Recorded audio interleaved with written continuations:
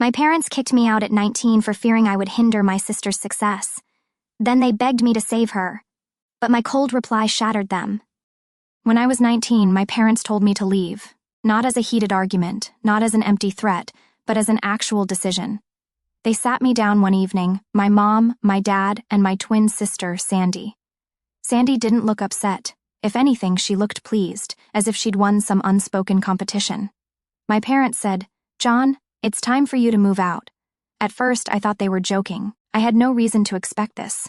I wasn't a perfect kid, sure, but I didn't get in trouble. I had a part-time job, and I helped out around the house when I could. I didn't even ask them for much, considering they always put Sandy first. But as the conversation went on, the absurdity piled up. They said I took up too much space in the house. Sandy wanted to use my room for studying because it had better light. They said I wasn't contributing enough, even though Sandy wasn't working at all. They even said I was somehow holding her back, though they never explained what that meant. Sandy sat there, smug, not saying much except for one thing. "I think it's best if John leaves. It's just better for everyone." It wasn't that they were angry, but they were firm. They said it as if they had rehearsed it. When I asked where they expected me to go, my father snapped, "You're an adult. Figure it out." I stood there, stunned, as their words cut through me like a cold wind. No warning, no softening the blow, just a blunt order to pack up and get out. They didn't stop there. They hurled insults, each one sharper than the last. I was a failure, they said, a dead weight dragging them down, while Sandy apparently was destined for greatness. I didn't fight back or raise my voice. All I could muster was a quiet, "Okay." I climbed the stairs, my footsteps heavy but deliberate, and gathered what mattered most. My papers, my savings, a few clothes. I stuffed them into my beat-up car, its engine wheezing like it shared my exhaustion. I didn't cry or plead.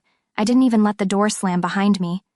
I just slid into the driver's seat and pointed the car south, driving toward anywhere that wasn't there. The road stretched out, uncertain but free, and for the first time in a long while I felt like I could breathe. 2 hours later, I found myself in a small, unfamiliar town. I rented a modest room.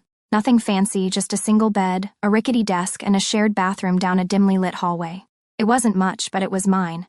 A quiet corner of the world where I could start over. To pay the bills, I took a job at a warehouse, unloading trucks under the relentless hum of fluorescent lights. The work was grueling, my muscles aching by the end of each shift, but it was honest. The pay covered my rent and left a little extra to tuck away. My car, though, was a constant worry, rattling and coughing like it might give up any day. I started saving for a new one, something reliable enough to carry me further if I needed it. For 7 months, I heard nothing from them. No calls, no messages, not even a whisper. It stung, but I wasn't shocked. They'd made their choice clear that day. Still, I should have known the silence wouldn't last. When they finally reached out, it wasn't to check on me or apologize. No, they needed something, and suddenly I existed again. It was my mom who called first, acting as if nothing had happened.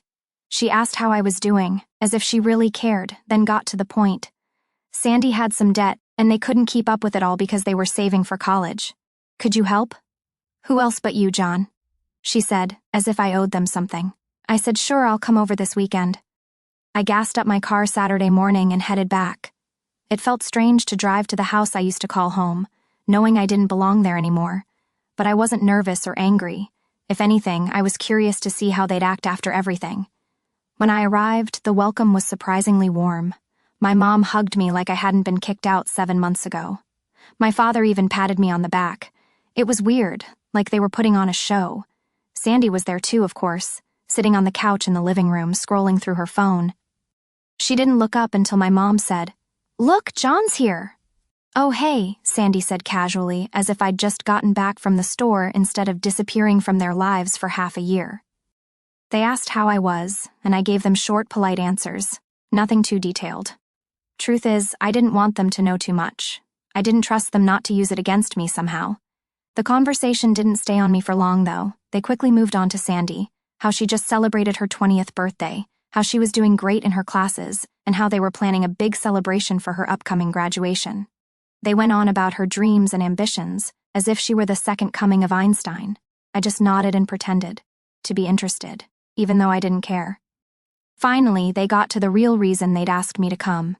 "John," my mother said, "we've been trying so hard to make things work, but it's been hard, you know. Sandy's education is so important, and we want her to have every opportunity. But with everything that's going on, we've fallen behind a little bit. A little? My father cut in. It's bad, John. We need help. Sandy needs help. Then came the kicker. My mom leaned forward and said, "If you've come all this way, you're going to help pay the debt, right?" "Right." I let the silence stretch for a second, then said, "No." They blinked, as if they didn't understand the word. "What do you mean, no?" my father asked, his voice rising. "I mean, I won't give you any money. Not a penny." They tried to argue, saying that Sandy deserved it, that I was being selfish, that they'd always done their best for me. An outright lie, by the way. But I stayed calm and let them finish. When they finally stopped, I said, "Look, I didn't come here to help with money. I came here to give Sandy something." I reached into my pocket and pulled out a small book. The title was "'Tain't How Not to Be a Fool." I gave it to her and said, "I hope this helps Sandy, really." Her face didn't change. She just took the book and stared at it. But my parents, they lost it. My mom started screaming about how disrespectful I was. My dad called me ungrateful. They said I was ruining Sandy's future out of spite. I stayed quiet until they ran out of steam, and then I said, "Don't be mad at me for this. Be mad at yourselves. You're the ones who threw me out, remember? You're the ones who chose Sandy over me. I'm just giving you what you asked for." I stood up and added, "Oh, and you might want to read the book. You might all learn something." Then I walked out. I didn't look back as I left their house. It felt good, really good, to finally say what I'd been holding in for months. I got in my car, started it, and drove away. I didn't even care where I went. I just wanted to be as far away from them as possible. But about 20 minutes into the drive, my cell phone started buzzing. I ignored it at first, then it buzzed again and again. I pulled over to check, thinking it might be work or something important. But no, it was a barrage of texts from my parents. "Get back here right now. How dare you embarrass us like this? Sandy's crying. You've ruined everything." I rolled my eyes and turned off my phone. If they thought guilt trips would work after everything, they were dumber than I thought. I put the phone down and started driving again. About an hour later, as I pulled into a gas station, I noticed a car that looked familiar. It was a beat-up old sedan, parked awkwardly at the edge of the lot. I didn't think much of it until I saw who was inside Sandy. She was in the driver's seat, gripping the steering wheel like it was the only thing keeping her from falling apart. Her face was pale, and her eyes were red, as if she'd been crying for hours. For a second, I thought about just driving away. I didn't owe her anything, but curiosity got the better of me. I parked my car, got out, and walked over to her window. "What are you doing here?" I asked. She jumped, startled, and quickly wiped her face. I needed to talk to you." I crossed my arms. "About what? How I'm a terrible brother? How I should be throwing money at your problems?" "No," she said quietly. "I wanted to say I'm sorry. That threw me. I hadn't expected an apology. Not from her, not ever." "Sorry?" I repeated. She nodded and looked down at her lap. "I know what Mom and Dad did to you was wrong, and I know I was a part of it. I pushed them to choose me because I was afraid. I thought if I didn't have their full support, I would fail. But now I see how unfair that was." I didn't say anything. I just stared at her, trying to figure out if this was some kind of trick. "I don't expect you to forgive me," she went on, "but you should know that I'm not proud of what I did, and I need your help." There it was, the catch. I laughed bitterly. "Of course you do. What is it this time? More money?" "No," she said quickly. "It's not about money. I'm leaving. Mom and Dad are suffocating me. They control everything I do. My classes, my future, even the people I talk to. I can't take it anymore. I have to get away, but I don't know how." I stared at her, stunned. This wasn't what I expected. Sandy, the golden child, the favorite, wanted to leave. "I don't know what to say to that," I admitted. "Just tell me how you did it," she said, her voice breaking. "How you left and started over. I don't even know where to start." I leaned against her car and let out a long sigh. I never thought I'd see the day when Sandy needed my advice. Part of me wanted to tell her to figure it out for herself like they told me. But another part of me, the part that remembered what it felt like to be abandoned, couldn't. "Okay," I said. "Here's what you have to do." I took a deep breath and tried to process what was happening. Sandy was asking for my help. The same sister who had practically cheered when I got kicked out. It felt surreal, but I didn't want to rush into anything. "First," I said, "you need to figure out where you're going. Do you have friends who can help you? A place to crash?" She shook her head. "No one close enough. And even if I did, Mom and Dad would find out and drag me back. They always find a way." That was a problem. My parents were relentless when they wanted something. "Okay," I said. "Then you have to leave without telling them. No warnings, no goodbyes. Just pack up and go." Her eyes widened. They'll kill me if I do that. Maybe, I said, but if you want out, it's your best chance. Trust me, I've been there. She looked down at her hands and bit her lip. I could tell she was scared. Do you have any money? I asked. Not much. A couple hundred. It wasn't much, but it was something. All right, here's what we'll do, I said. I'll give you the address of a cheap motel near where I live. It's not fancy, but it's safe. You can stay there until you figure out your next move. Her head shot up. You do that for me? I'm not doing this for you, I said bluntly. I'm doing it because no one deserves to feel trapped, not even you. She winced but didn't argue. I scribbled the address on a piece of paper and handed it to her. Pack light, just the essentials. Leave your phone behind. They use it to track you. And don't tell anyone where you're going, not even me. If they ask, I won't lie for you, but I won't help them either. She nodded, clutching the paper like a lifeline. Thank you, she said quietly. Don't thank me yet, I said. You still have to go through with it. She nodded again, then started her car and drove away. I figured that was the end of it. If she left, great. If she bailed, that was her problem. Either way, I wasn't going to get involved. But 2 nights later, as I was getting ready for bed, there was a knock at my door. When I opened it, I was shocked to see Sandy standing there, drenched from the rain and holding a duffel bag. I did it, she said. I stepped aside and let her in. What happened? They went crazy, she said, shaking. Mom was screaming. Dad was threatening to call the cops. But I didn't care, I just ran out. I grabbed a towel and handed it to her. So what now? You can't stay here forever. I know, she said, her voice shaking. But I didn't know where else to go. Please, John, just for a little while. I sighed. I knew it was risky to let her stay. If my parents found out, they'd be at my door in no time. But looking at her soaked and scared, I couldn't say no. All right, I said. You can stay, but just for a few nights. After that, you're on your own. She nodded quickly. Thank you. I mean it. The first night Sandy stayed, things were quiet. She didn't say much, just sat on the edge of the bed in my tiny room staring at her hands. I wasn't sure if she was in shock or just processing everything, but I didn't push her to talk. The next day, I went to work early and left her there with some basic ground rules: don't answer the door, don't call anyone, and don't touch my stuff. I didn't expect her to follow all of them, but when I got back, everything seemed fine, or so I thought. It was late that night when the real trouble started. My phone buzzed, and when I looked, it was a number I didn't recognize. I almost ignored it, but something made me answer it. Hello? John, it's Dad. My stomach dropped. How the hell did you get this number? I asked. That doesn't matter, he snapped. What matters is that you're harboring your sister. Bring her home now, or I swear you'll regret it. I didn't answer right away. I was too busy wondering how he found out. I hadn't told anyone, and I doubted Sandy had either. She's not here, I lied. And even if she was, you kicked me out, remember? You don't get to tell me what to do anymore. Don't play games with me, John, he said, his voice dangerously low. We know she's with you. If you don't send her back, I'm going to call the cops and report her as a runaway. Don't think I won't. The line went dead before I could answer. I stood there for a minute, trying to decide what to do.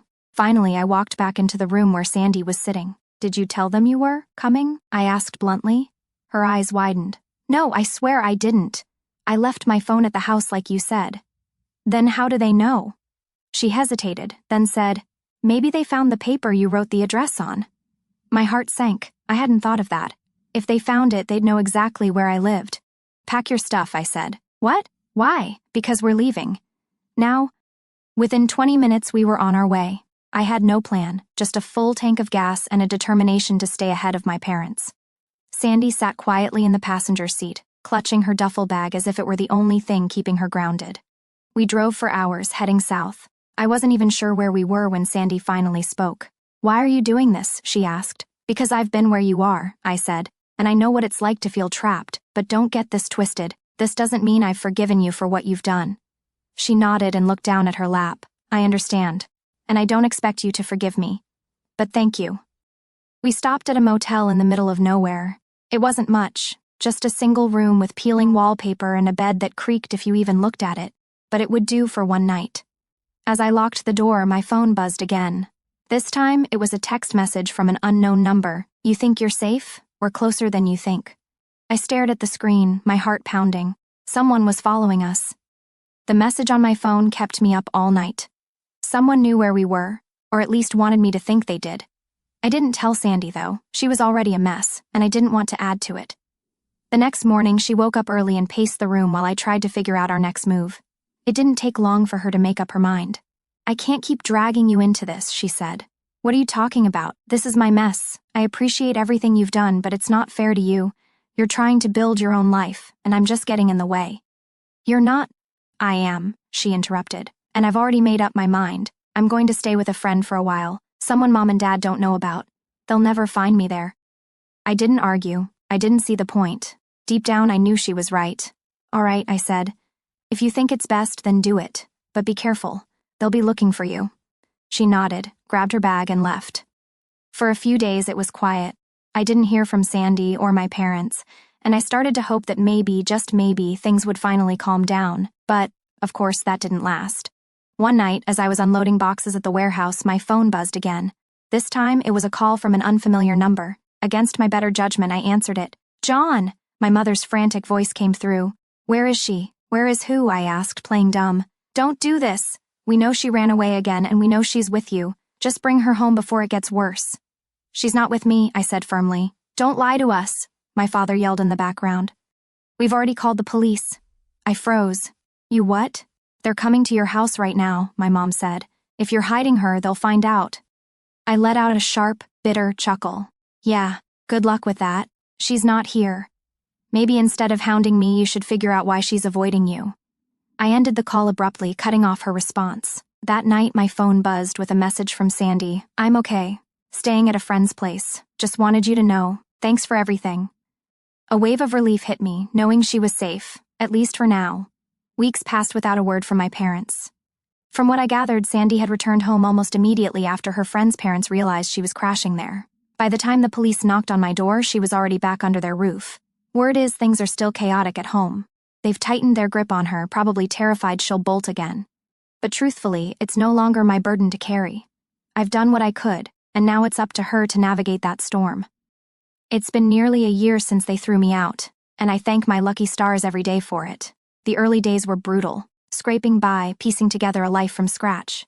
But now, I'm standing on my own 2 feet, living life on my terms. I've got a solid job that pays the bills, a cozy apartment that feels like mine, and a reliable car that doesn't sputter every other mile. I've cut ties with my parents, and I'm at peace with it. They made their choice when they decided I was expendable, a burden they could discard. As for Sandy, I hope she finds her way, but her path is her own. I can't walk it for her.